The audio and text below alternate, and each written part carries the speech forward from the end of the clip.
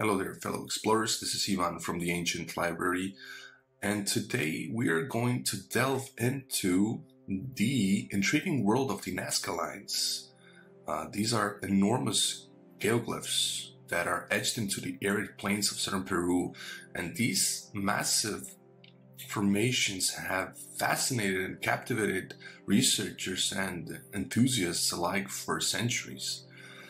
Nestled between the towns of Nazca and Palpa, the Nazca Desert actually stretches over 80 kilometers, and that is precisely there at the Nazca Desert where the Nazca Lines are located.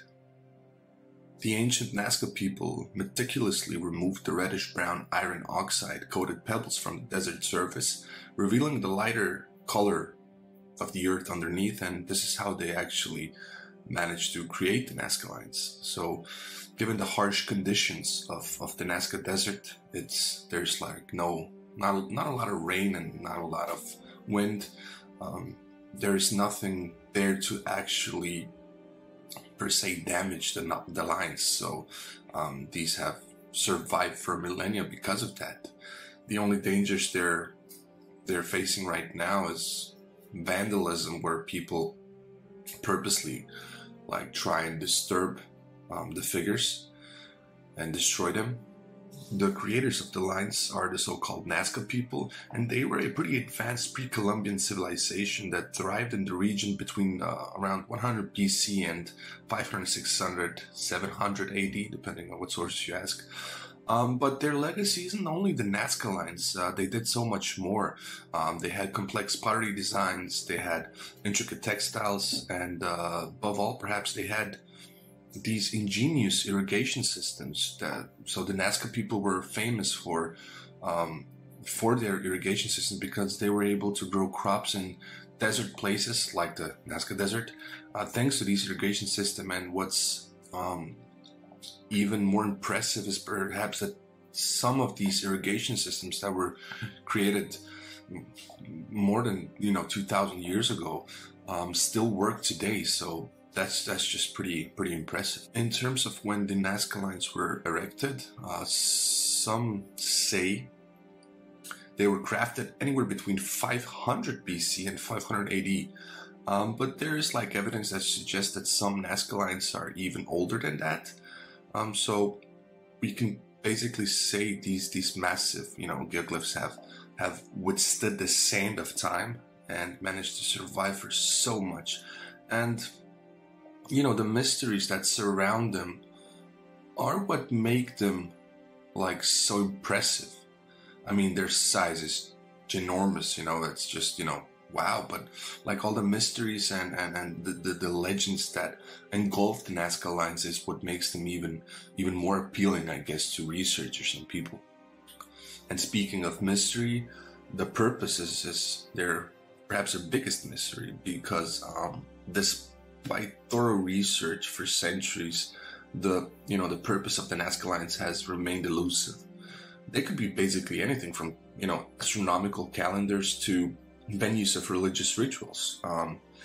The best part is that we're still discovering new ones. In fact, I recently published an article in Curiosmos where artificial intelligence actually helped researchers discover 4 new Nazca Lines. I'm going to post the link of the article in the description so you guys can check it out if you want to. So, the Nazca Lines are so big that we aren't even aware of just like how big they are and how many Nazca Lines there are. And in regards to their purpose, well, some suggest the Nazca Lines were astronomical calendars, where some of the geoglyphs symbolize constellations, solstices, or whatever, something related to astronomy. And some say the Nazca Lines were like crafted in order to predict agricultural cycles, because agriculture was a big deal for the Nazca people because they lived in the desert. So like they had to pay attention to agriculture pretty big time. That's why they also became like impressive water engineers. But Some also say that the Nazca Lines may have served religious or ritualistic purposes, potentially used in ceremonies or offerings to the gods, right? So this civilization was known for, coordinating complex projects like these lines, and they were also very known for their intricate, subterranean aqueducts, which are actually called pukois. And as I said earlier, these are still in function today. Yet another theory is that the lines basically marked underground water channels or reservoirs. And this wouldn't be surprising if it is true because, the Nazca people were truly masters of water management. And although many mysteries still remain in terms of the Nazca Lines, the advent of modern technology has significantly advanced our understanding of the Nazca Lines.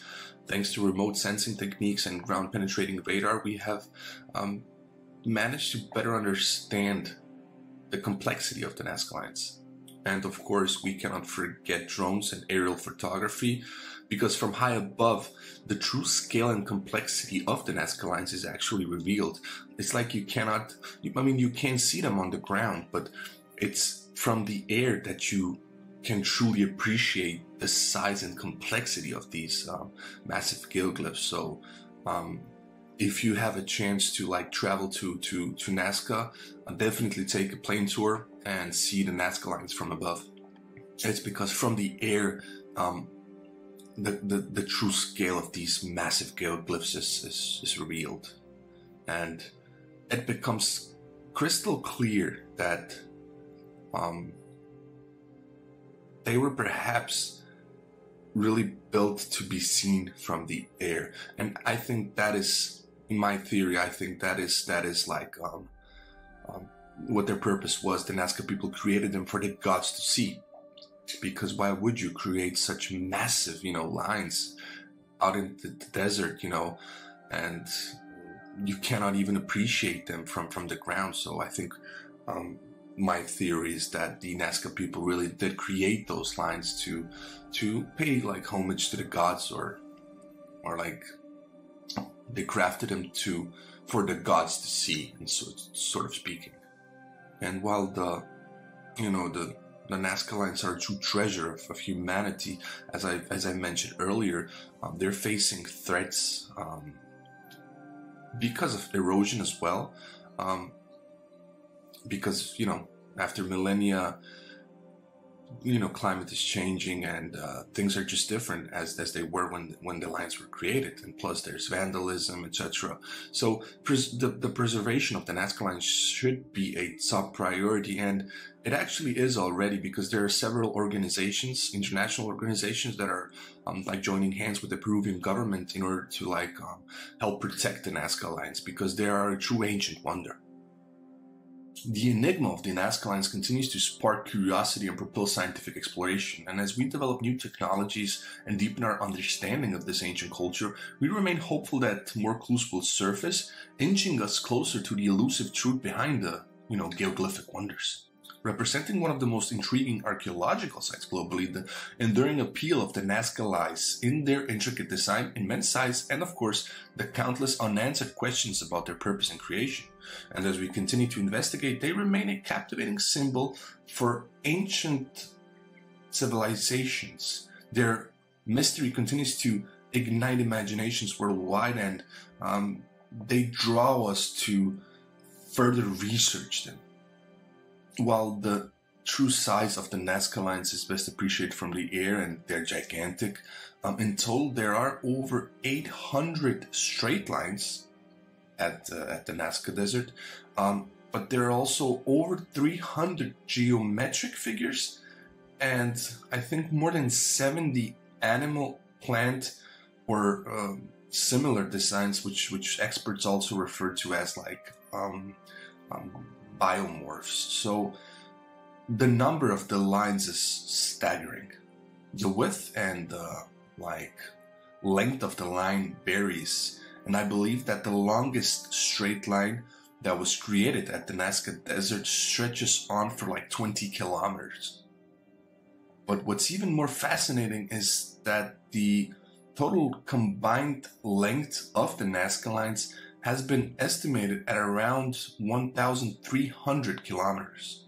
So if you get a chance to travel to Peru, among the many wonders you can expect to see there, definitely visit the Nazca Lines. And if you have a chance, definitely take the airplane tour around the Nazca Desert. It is a unforgettable experience, and it will change the way you think about the Nazca Lines. Because if the Nazca Lines are cool to you right now, when you get to see them in person and get to fly above them and appreciate their size and complexity, your mind will totally be blown by them.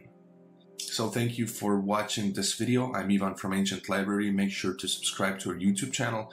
We have a podcast coming up that is going to be launched very soon.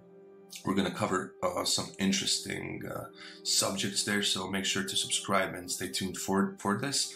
Also, if you haven't followed us on Facebook, please join us there as well. Already 1.5 million people are following us there.